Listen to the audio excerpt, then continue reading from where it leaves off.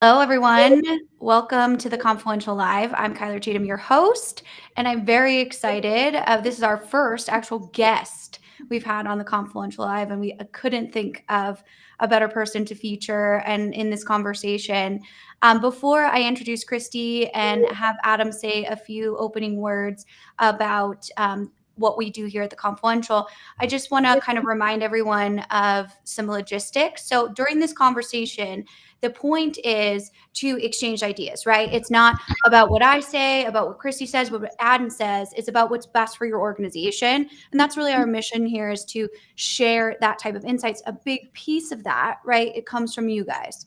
So we invite you to put your questions, your comments, anything, wherever you're joining us from. It all aggregates here and we can see it on the chat. And I'll bring up the live chat in just a few minutes. So to test that feature, just let us know where you're joining us from today, and maybe we'll just get right into it with an icebreaker question.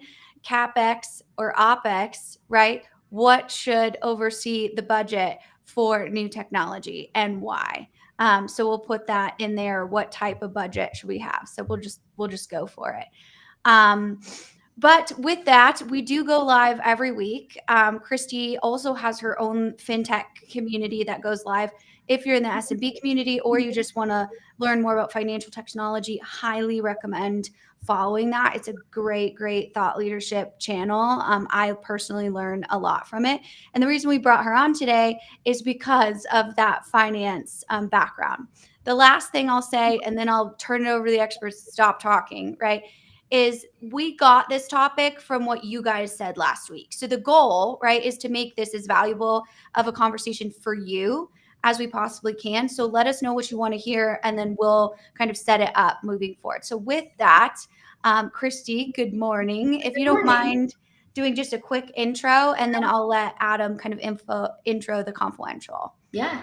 So my name is Christy Barber. I have been in the accounting and finance world for 10 years and plus some, specifically in that. Started out in the accounting world, realized that there's so much more to it than just crunching numbers and inputting data into QuickBooks. And it's been really fun over the last 10 years just seeing how technology has evolved, specifically in the accounting world, and how automations have come in and all of these things that make it that much better. And I think it's really exciting to see how this industry is changing, even within the last year and a half, with the introduction of AI into it. And I'm really excited to talk more today, as that has affected how, it is expensed compared to what it used to be when you had older technologies. Yeah, definitely. I think that's so important, and a piece that people often miss because they're so rushed to the hype that it's not set up correctly in the back end. They're like, we'll get to it. And it's like, right.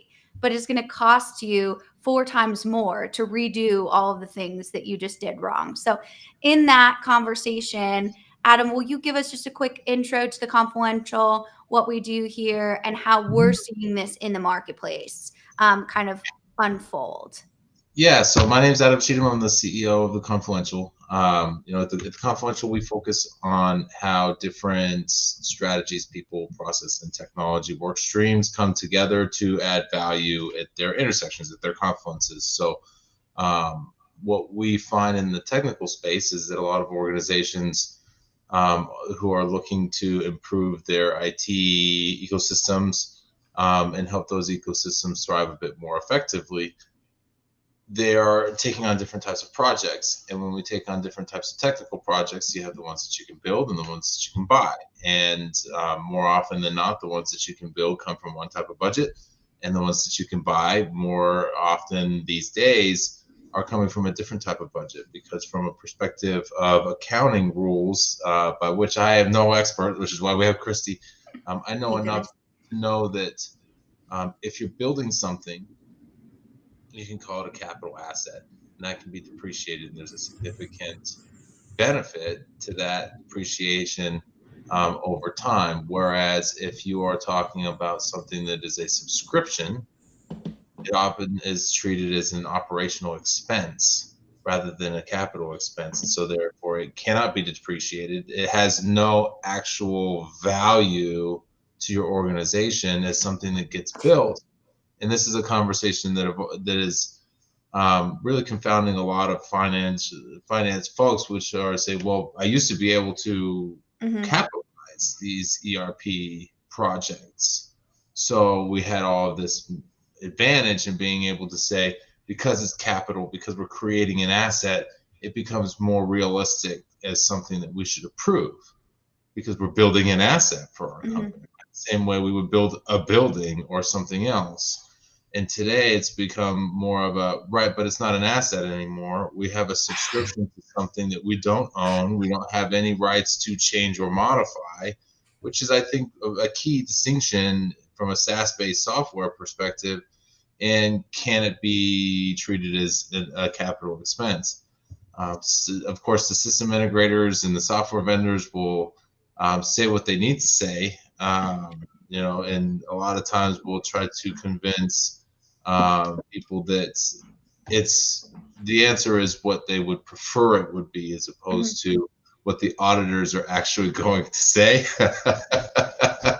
I mean, that matters as people are planning for things. So really looking forward to this conversation in general, because it is something that needs to be solved for. It is something that you have to be able to plan for appropriately, because the last thing you want to do is allocate millions of dollars to something that you were planning on paying for one way and finding out from your auditors that that's not the case, and you got the whole mess of accounting problems to figure out. So that's something that we help a lot of folks with. Yeah. It's easier to answer that question when it's an IT team that we're helping reorganize to be able to provide more on their systems that already exist, versus the conversation as it pertains to what happens when we buy new SaaS-based software. So Absolutely. And so from this conversation, just you guys know I always like to define things so that we can, make sure that we're all speaking the same language, because a lot of times that's half the battle, right? Yes. So I'm going to tell you what I think a Capex, being a very non-accounting person, right, versus Opex is, Christy, and you tell me like what's right or wrong. So in the simplest term, Capex is a capital expenditure, right? So long-term asset investments, hardware, buildings, infrastructure. And so if we have a system that we're building, or like a data center, right, that we're building, those would be a Capex expense, versus an operating expenditure, which is kind of ongoing costs for service and maintenance. So those would be those SaaS subscriptions, managed services, other cloud subscriptions. Electricity. Yeah. Exactly. Right. I'm trying to keep it technology based, but we do need power, right, to work our computers. And so this shift, as I understand it, IT versus finance versus leadership, changes how we look at things like ROI, depreciation, agility, all of those different pieces. Correct? Or what would you shift in that definition? No, that's spot on. Capex is any of those assets. You always narrow it down. In the accounting world, it's property, plant, and equipment. You'll hear it PP and E a lot of times. So it's always just thinking exactly what you said. It's the hardware. It's, your data center. It's anything that is a tangible asset that will have value if you went to sell it.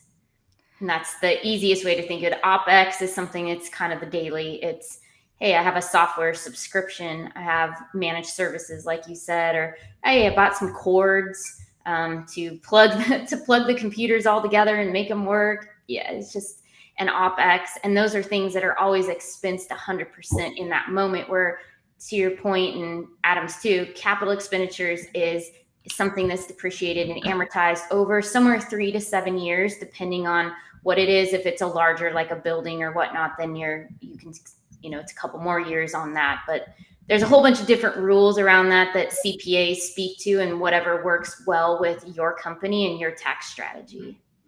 So what I hear you saying is like my emotional support plants are definitely an operating expense. Yes. Right? Yeah. Okay. And so what happens if this is set up wrong? Like, why is this conversation important? Not to be like all doomsday around it, but like, what is the issue if we accidentally, do it in an Opex versus a Capex? What's the problem in there?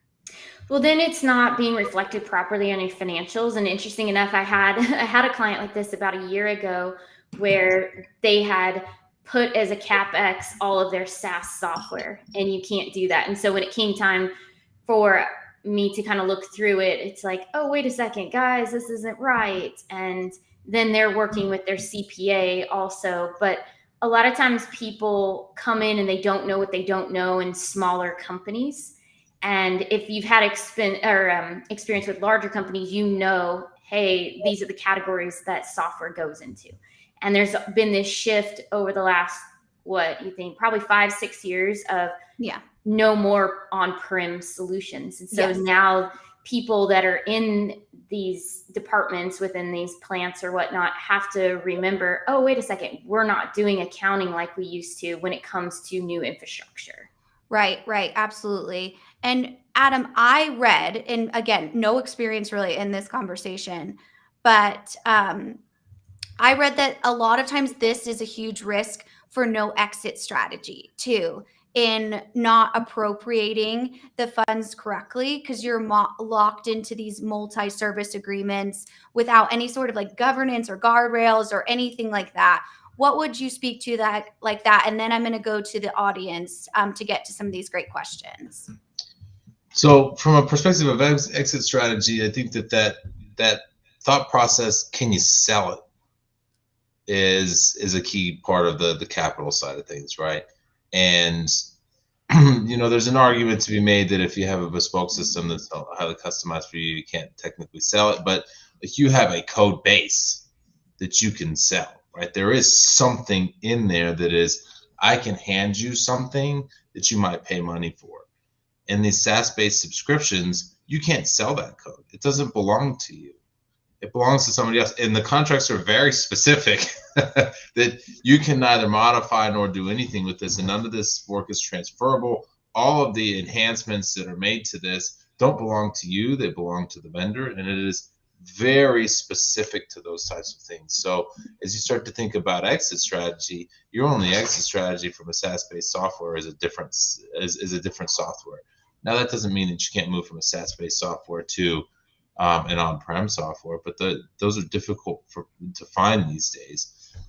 So I'm just that for me is the key part of it, is that regardless of the argument on can you sell an on-prem system that's been highly customized, you have a bit more firm ground to stand on, because you do have code that you can sell, and code is something that people will pay for. But you can't do that with a SaaS-based environment. It doesn't belong to you. I have a million questions that I'm curious about Chrissy's opinion on this, but that I want to ask. But I am curious about something. I suspect that when the idea of building software first came up, this was a similar conversation, which was, it's software. You can't sell software. But people found a way to make an argument that it's capitalizable. And today that's the norm, right? But I'm just thinking about in like the 80s and 90s when somebody says, we're going to buy this software system. They said, how are we going to make this capital or Opex? Because that's a conversation that's been happening in accounting since accounting was invented. Do you think that conversation was as difficult then as it is now? And do you think that there will be ways of finding an excuse to capitalize these SaaS-based systems, or do you think there's still a hard line on that? That's a good one. I think it's tricky because businesses are always looking at ways, how can we slowly write things off or quickly write things off. And that's the hard part with Capex these days, because Opex, because you're 100% writing off all of those software costs. And then it makes your company not look that great that year when you may have made a large purchase. You're like, gosh, it was one of our best years selling, but then you get down to the net profit because we bought a new software and it looks like we're doing terrible. Where when you're on the Capex side, we're slowly writing it off over 3-7 years, whatnot, and then it makes your P&L look a little bit healthier. And I think in the 80s and 90s, you were able to do that. There was, things were just a lot different. And you look at all of the accounting rules that are out there now, and it's, hey, this is what they were. And I don't think anything has really changed since the 80s and 90s when you look at those key, the GAAP rules and the FASB rules of what's out there. And so I'm curious to see if maybe the accounting industry will start to change things now that we're moving to mostly all subscription-based software. It's very rare now that you have on-prem unless you're in very specific industries. Like we've worked with like the aerospace and things like that, where SaaS isn't totally an option. But even still, as you're moving to those government clouds and whatnot, how will they take care of this in the future so that the financials will look a little bit healthier in that respect? So I'm curious to see how that will pan out now that everybody's moving to this type of structure. Yeah, it's definitely an interesting thought process because the world evolves, right? And that's part of what business is all about. I'm curious how this conversation will change because there are certainly enough folks who want it to be. Yes. I think every conversation when you're in the room with the vendor and the client, they're like, so how are we going to do this? Can we capitalize it? And I think the poor vendors sometimes, like they know, they're like, well, but it's like, we want the sale, but we don't want to tell you the hard truth sometimes. Yeah. And here it is. Well, you should ask your auditor that question. Is who you should ask, I think, because they're going to be the ones that say you made the wrong decision or not. So why not just figure it out from them at that point in time? So probably because no one wants to talk to auditors, so probably not, and they don't want to talk to you either. Yeah. But they don't want to talk to really, really important to have, and something all small businesses should have their books audited, once a year, just to make sure nothing got missed by their internal team or by a CPA. It's highly recommended. Absolutely. Yeah. I think that, it sounds like a scary word, but we kind of have to disarm that. Like language matters to a point, but you can't be scared of a word, especially if you don't understand what that means. And so let's look at some of these questions here on the side. The overlay is not showing up, so I'm just going to pull them up. Oh, here we go. Never mind. We popped. So we've got lots of questions, really great questions in here. I'll go ahead and ask some of them. If you, Christy or Adam, see one, you're like, I want to answer that, just jump in and let me know, and I'll pull it up here on the screen. But I think a lot of these are talking about kind of the financial technology decisions, right? And that's been this colliding of two worlds, like we've seen in other areas of business where technology has become more of the backbone. That's, the different takes we had last week on where should technology decision making lie, right? Adam says with the business, I say with the IT team, and everybody's kind of on different terms. Really, it matters what your organization is doing, right? Well, Christy says we're finance and we're the ones going to approve it. So. I know, right? But I will say from experience, and I know you can speak to this, Adam, too, you always know when a certain department is driving like a technology direction because of how decisions are being made. And you're like, oh, yep, this IT driven, you can kind of see how that shows up. Or if accounting, they're really honing in on certain things, and parts of the rest of the business that will utilize the software the most get forgotten. Yeah, absolutely. Yeah, the end user is like, who? You know? And then you're like, okay, well, you built this entire or bought this entire software for people that don't actually do that, right? In the organization, you just thought they did, right? And that's a huge issue, which brings me to this question, which I think is a really good kind of baseline question. And it could go for any department, right? How do you get finance and IT speaking the same language around these different, whether it's investment priorities, whether it's technical priorities? This can be kind of a meeting of two different agendas, right? And kind of remembering everyone's marching to the same goal, but everybody has different responsibilities and priorities in that conversation. So I'll let you take this first, Christy, and then Adam, you can add any color to it you want.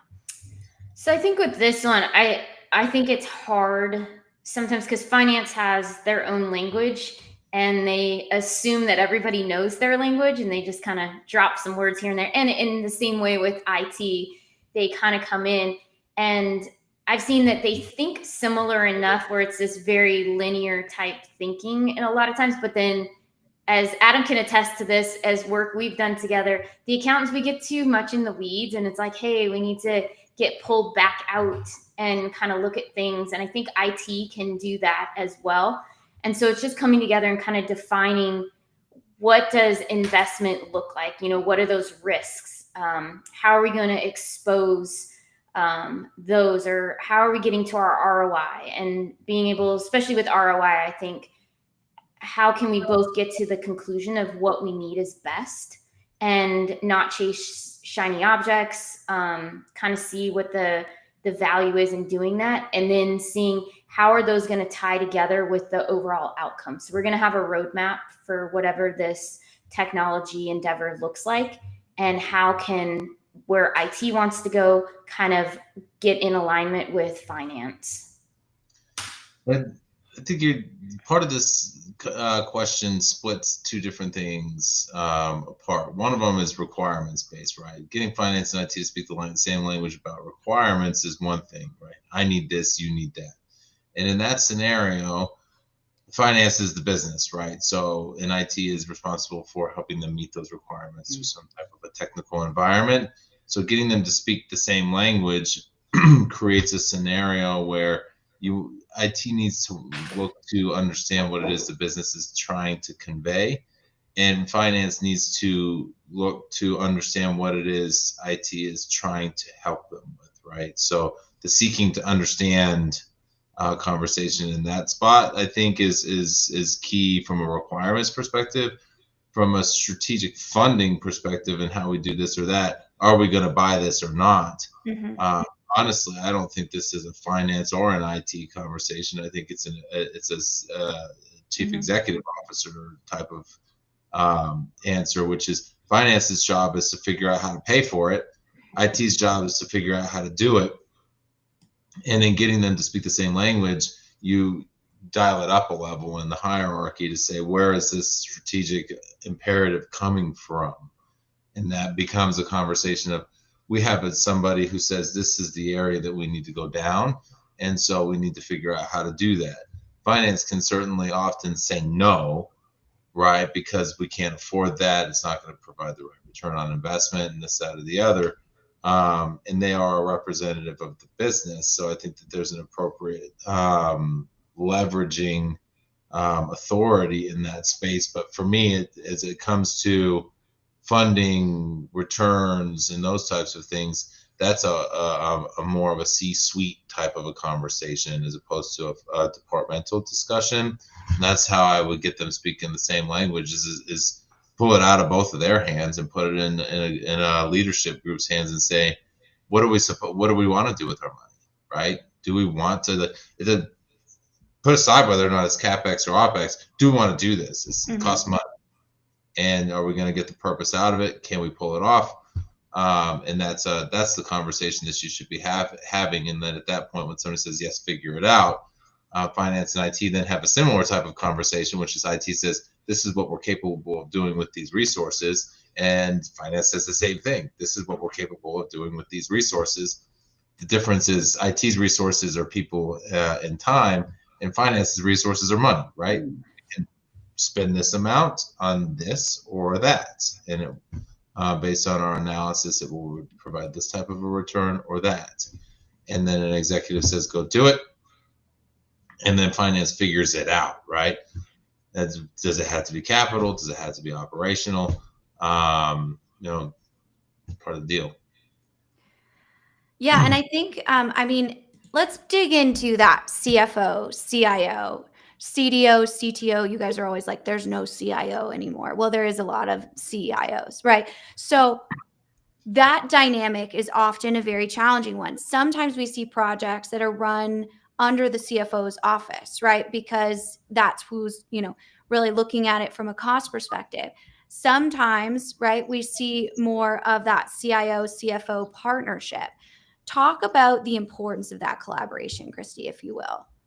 Yeah, and I think I've seen this a lot too, and I know there's different ones where the CFO has a different I think it's hard, and kind of going back to what you just said, Adam, it really has to come from the top down. And I think it's hard when it is driven by one or the other, and maybe the CEO isn't as involved as you would want to be. And so you don't have the overall vision of what should be in there. And it's kind of getting more personalized. Like I can think of that from things that I've seen, and I know you've seen as well, as, hey, I have a CFO driving this, and just their intentions around it are very different because it's looking at things from a cost perspective a lot of times versus maybe what's really needed. And I think CFOs, the accounting department, our favorite word is no. We don't have money to do this. And there probably is money to do this. It's just being creative with that, or not holding the purse strings so tight,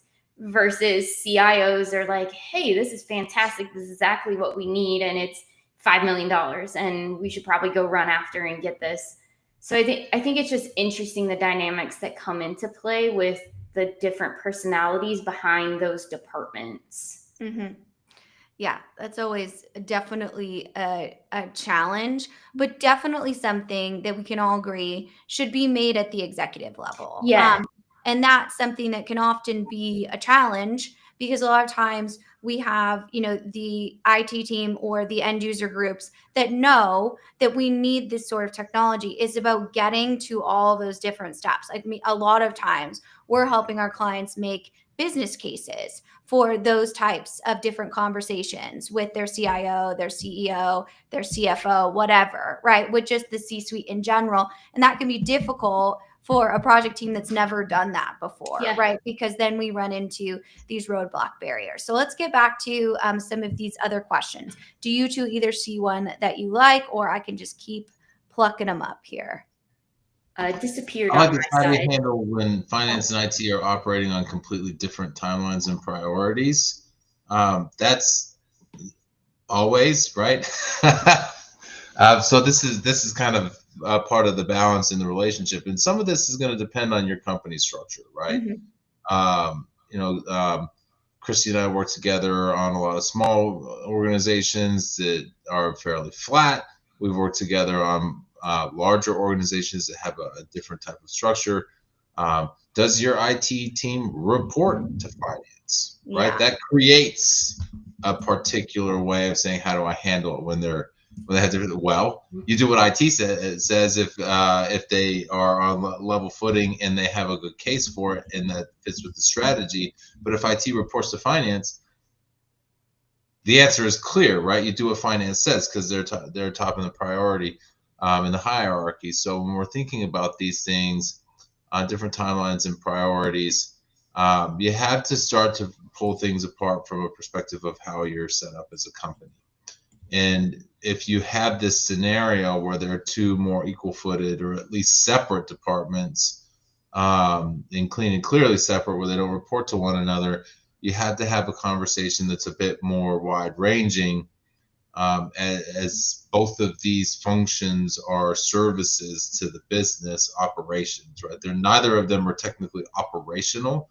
Neither of them make their own money in most cases, right? Finance can make its own money, you can make investments, those types of things. But for me, that's where this starts to get into the conversation of how do you balance those and say operations needs this, sales needs this. When we're talking about driving revenue and profits, where do these timelines and priorities align mostly with that core business function, which is revenue and profits? And that's how I would break that out. It does tend to lean in an advantage for finance because they tend to talk more in revenue and profit than IT does, just more naturally. But I'm curious what you've run into with this type of question, Christy. I think a lot of times they are always running on slightly different priorities just because of the differences in the departments, where finance is looking priority more so, hey, cost wise, and IT is, looking more, hey, how can this solve some problems that we're experiencing on a day to day? So I think it gets interesting on that respect. But when they're operating on completely different timelines, I think that's when it gets tricky. And I've seen that where you have people come in and they have very unrealistic expectations of, well, we should be able to get this done in 3 months, and we'll work all day, all night to get it done. And it's like, well, no, that's not completely it. Or even the timeline being, we want to implement it tomorrow, start this thing, and finance comes in and is like, well, we don't have budget to do that yet. We need to wait. And I think that's something like we always say, that when you're starting down the road of looking at larger pieces of software, do you have a budget in place for this? Have you been saving or putting money aside, or do you know how you can put funds to this so that potentially you may not have such a different timeline of when the business needs it versus when there's money that can be allotted to it? Absolutely. So how many transformations, right, do you think has died on the hill of budget structure? I think there's ones that I don't know. I don't think I haven't seen very many, other than the fact of, hey, remember these extra things you wanted? We don't have it in the budget to do that. That's going to be a phase 2. And so you kind of go in with this, oh, this is awesome, I want all of this. And by the time you get to, signing papers, you've maybe divided it into 3 phases because of costing. So I see that as still, it didn't necessarily fail. We're just pushing things off until it makes more sense to utilize those dollars, and also being able to know the software and use it. And do you really need these added things in there?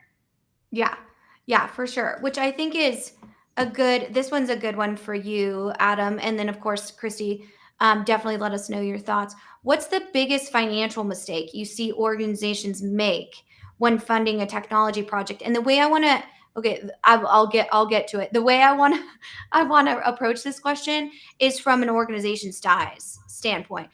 Adam is an expert in larger, billion-plus-dollar organizations. Christy is an expert in kind of creating these foundational fundamentals when it comes to SMBs, family-owned businesses. And I'll remind you that the SMB community is still 500 million and below, right? That's a big-ish business.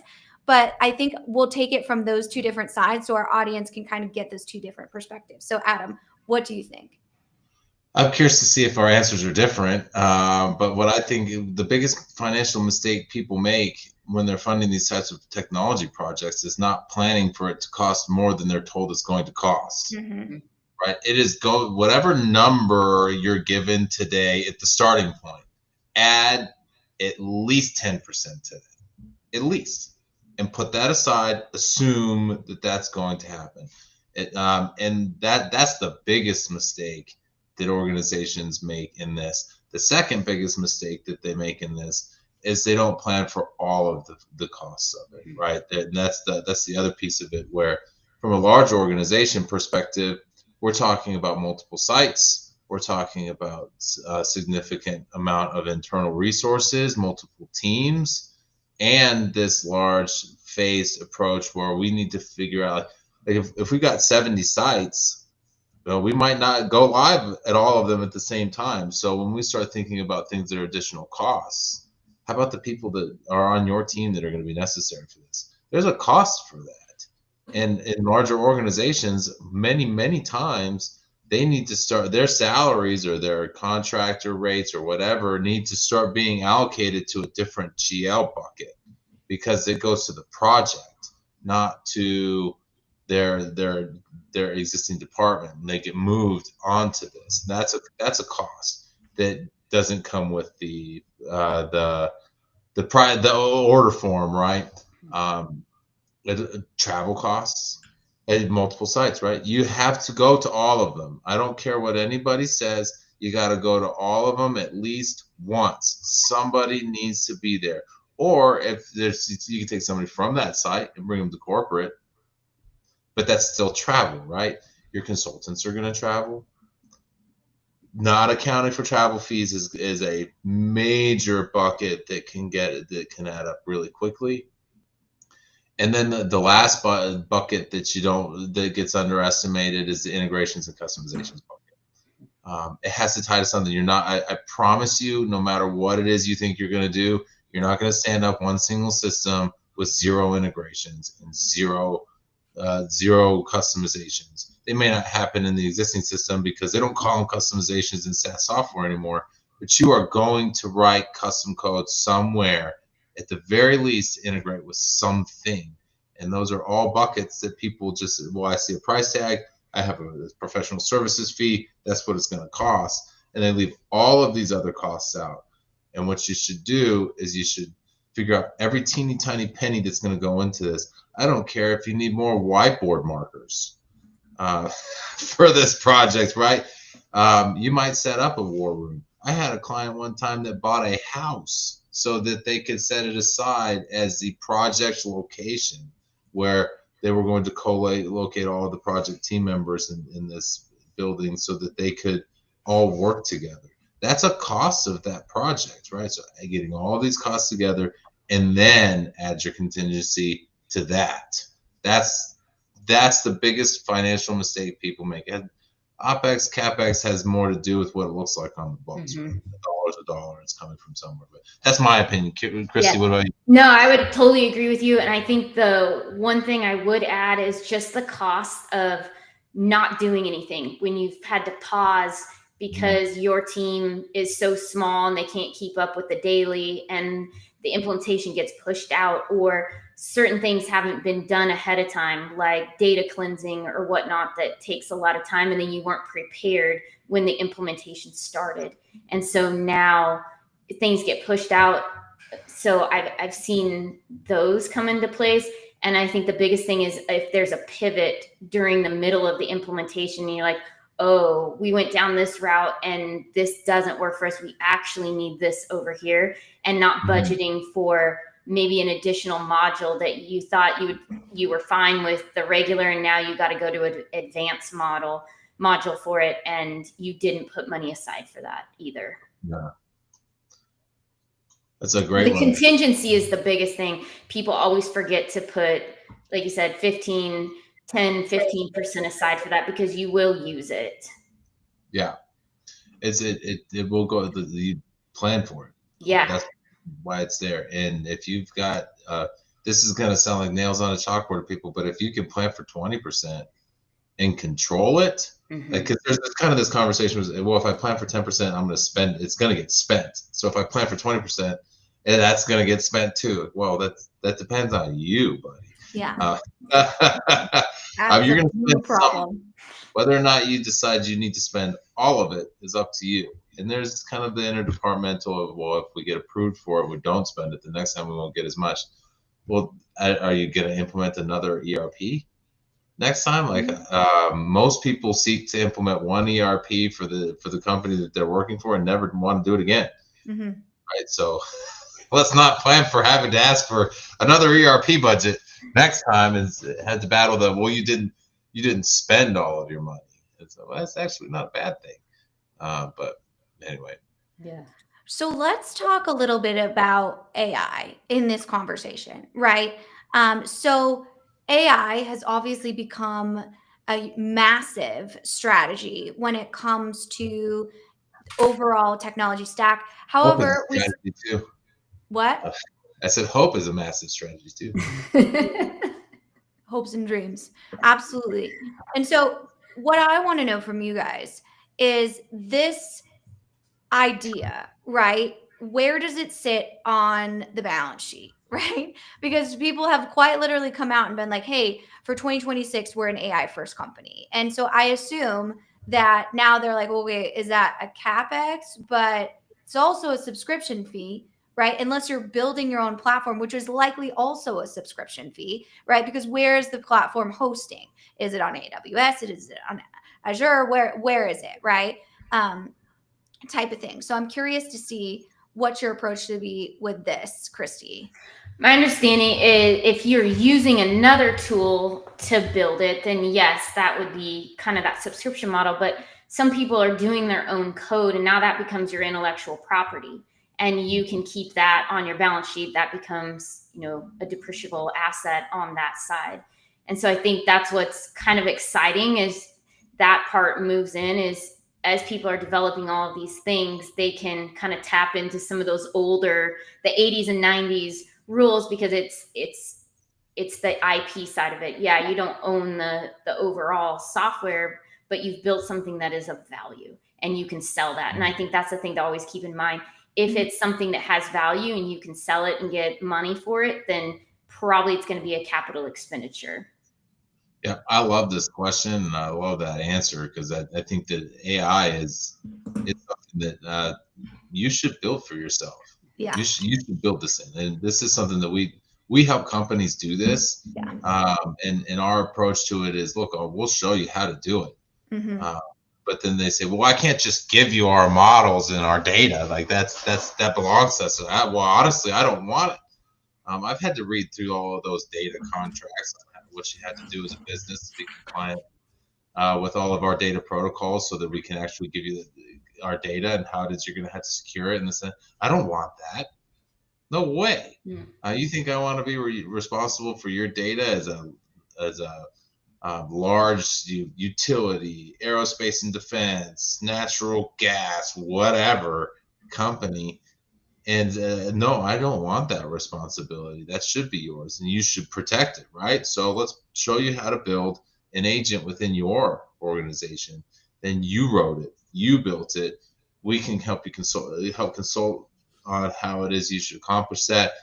A lot of the tactics are very similar. What are your requirements? What do you want this thing to do?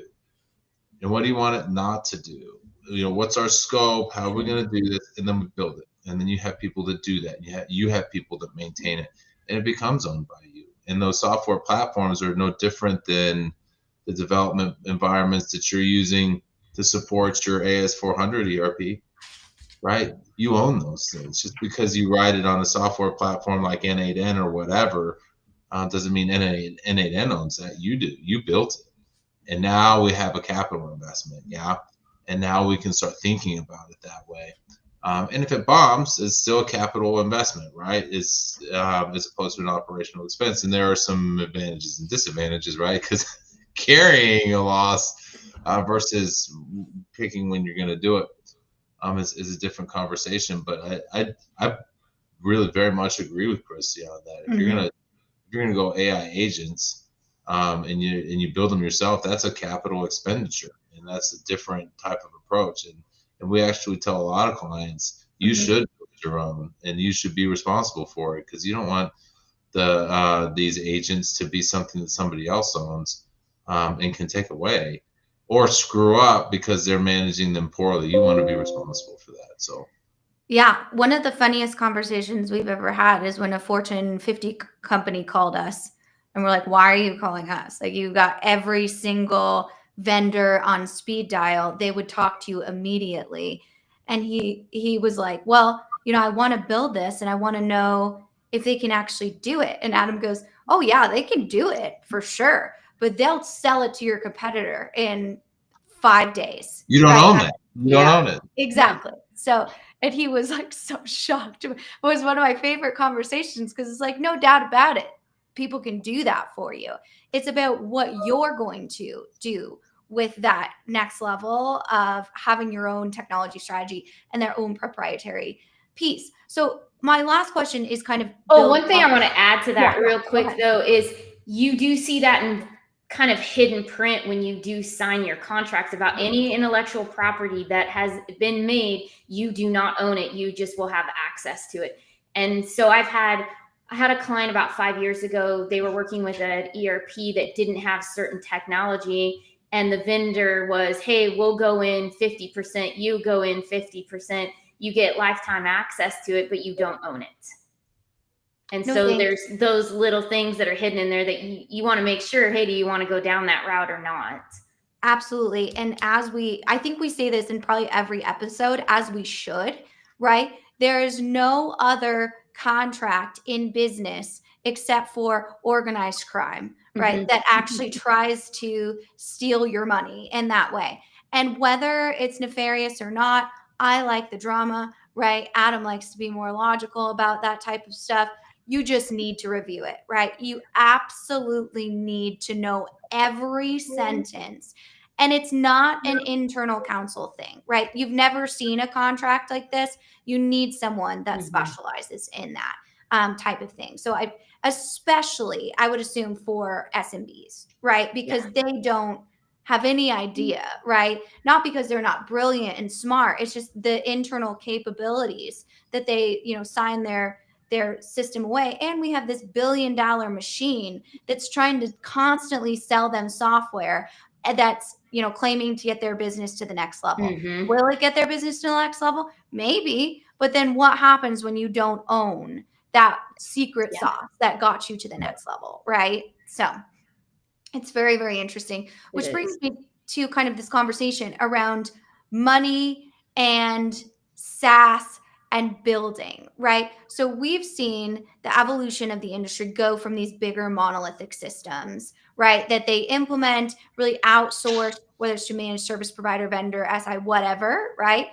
And now we're starting to see businesses be like, you know what, I can't use ERP. Like, I'm too specialized for that type of, bigger standardization in software. Or we've seen big software literally block their data if they're trying to integrate with any of these different AI platforms.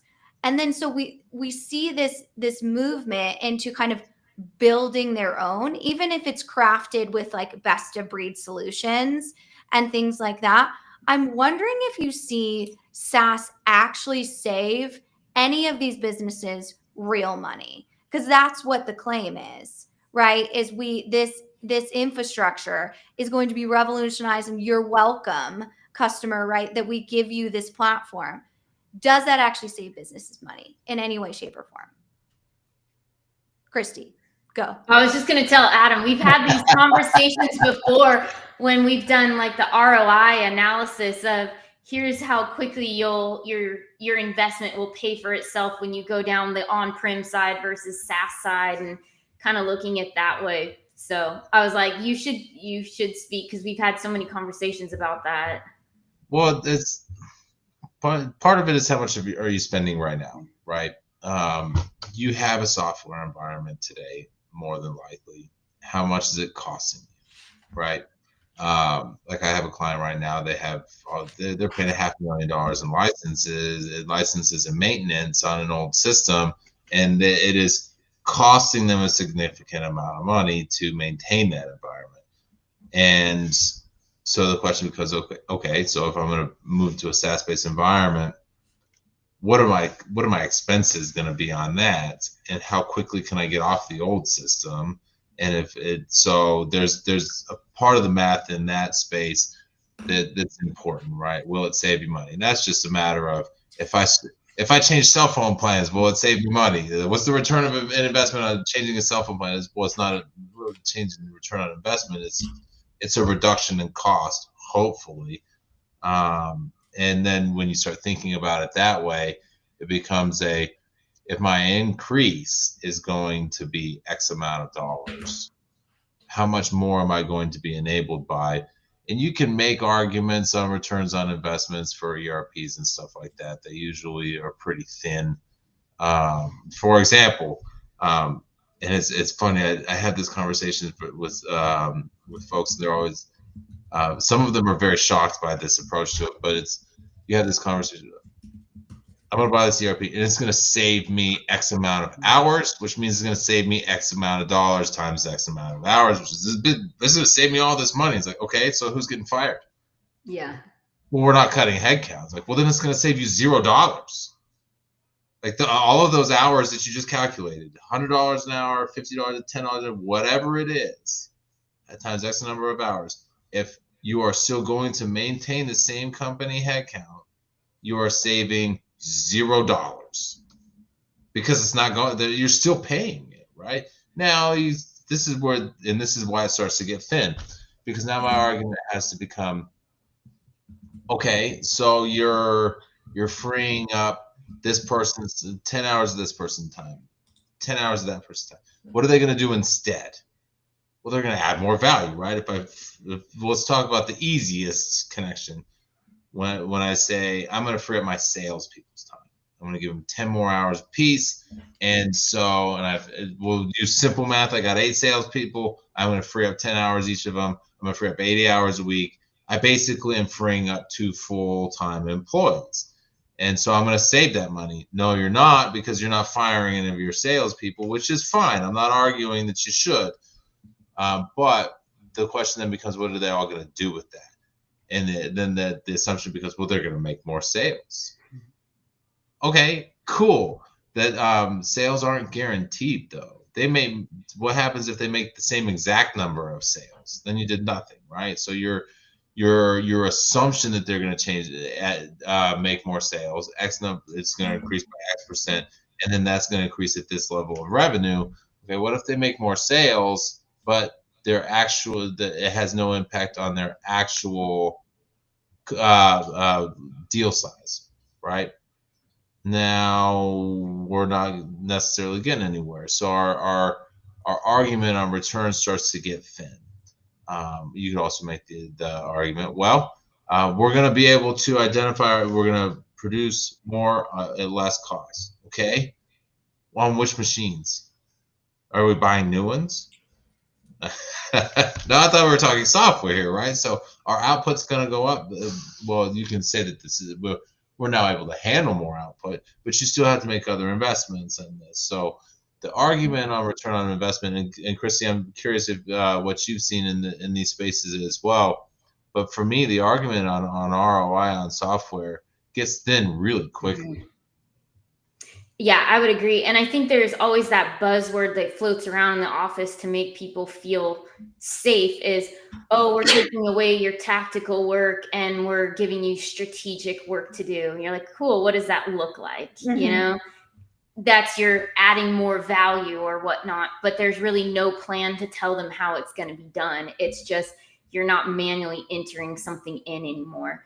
And to your point too, most times they're not letting any staff go. It's keeping exactly the same number of employees. And then sometimes it's hiring additional people as well, because they're like, well, we need somebody to manage the software from a different way, because you have admins for the cloud that's different than you would for the on-prem type management. And they're like, well, we got to hire somebody for that. And then now you're 5 new hires in, and it really didn't save you money. Maybe you're just more efficient with your time and your invoices look prettier when they print out. Right. Yeah. So I think that's the part that gets tricky is I think everybody wants to say, oh, this new solution is going to save me X dollars, but they can't really put a number to it because it's arbitrary in so many ways. Yeah. There is a question on here that I'm curious your thought process on. We should pick this apart. Yes. How did you know? One mind. She's like, I got this. Weird, but no. So why we're moving from an on-prem ERP to a cloud infrastructure via Capex? I have heard, and again, don't quote me on this, but I have heard when it's a one-time migration type, because technically it's tied to like some type of new asset, then it could be. But I know it's kind of really great area to operate in, and that's one of those. Double and triple check with your CPA, because I would hate for you to get audited and then you owe money and all of these things. Yeah. Yeah. And I think that this one for me, part of the question becomes: Are you moving your on-prem ERP to a virtual environment, and you're just moving it? Like we're not changing ERPs, we're just moving it into a cloud, which is, people start to think, well, if I want to be in the cloud, right? So I got to go to the SaaS space. Actually, technically, you don't. You can move your on-prem software into the cloud. The only difference is that it's still on-prem somewhere, right? It's still on a virtual server that exists somewhere. There is still hardware involved in this. So I think that's a key distinction. If we're just moving our existing software into an environment, that's no different than if you have multiple sites. The people that live on the other side of the world that log into your on-prem system here are now the same thing to them, right? It's for them. It's in the cloud, right? It's on the internet. It's in the cloud. It's hosted somewhere. So from that perspective, if we're just migrating our existing system from our closet or whatever, our own little data center to a different one, I would say that that's far more clearly Capex because you still maintain that existing You environment. do. It still belongs to you. It's still something you built. You would Before just not be able to capitalize it, because then it's kind of like whatever that data center is that's hosting it for you. Like if you're moving it to AWS or something like that, then that becomes an Opex. But you're still, like, to your point, it hasn't changed anything. So it's continually being that asset that's just hosted somewhere different. So you're you end up splitting it a little bit, but not quite as badly as if I'm moving from an on-prem ERP to a SaaS-based ERP. That's clearly leans more towards the Opex category. The one thing that's starting to go away these days is you can buy a software system that's not multi-tenant SaaS and host it somewhere else, host it in the cloud, and then that way the build of it can become more arguably Capex, coming from the guy that's not the accountant. To be fair, versus is more clearly Opex if it's SaaS based. So there's a little bit of that conversation. If you're buying software, know what you're buying, right? So if I'm buying licenses to a software that's just hosted in the cloud, that is a different thing than I am buying a SaaS-based license that is also, to be fair, hosted in the cloud, but it's the subscription model. Yeah. And definitely, I would say, Darwin, if you want to message me like your specific scenario, I can grab that insight from Christy and Adam, because it really is going to depend on a lot of different things. But this is such a good question. I know, Christy, we have to get you back to your work day here, but we've so appreciated your insight. I didn't even get to ask you about the Deloitte fraud in Australia, which I'm just dying to know your opinion on at some point. At some point. But we will cover that if you want to talk about that. I will be live on TikTok in about 15 minutes once I make sure that my children are still alive. And we'll kind of go through what happened in that. So I invite you to come on over. We are live every week. Christy goes live earlier in the week too, to talk about all things kind of finance, SMB. Highly recommend you give her a follow to be able to kind of talk through that. I know she had to jump to another call because we just can't get enough of her insight over here. So thank you so much to the audience for joining us. I'll go back in there and answer those questions. And then we can keep this conversation going. Adam and I will see you next week. If you have something you'd like us to talk about, feel free to drop it in the comments or message us. So thanks so much, my friends, and we'll catch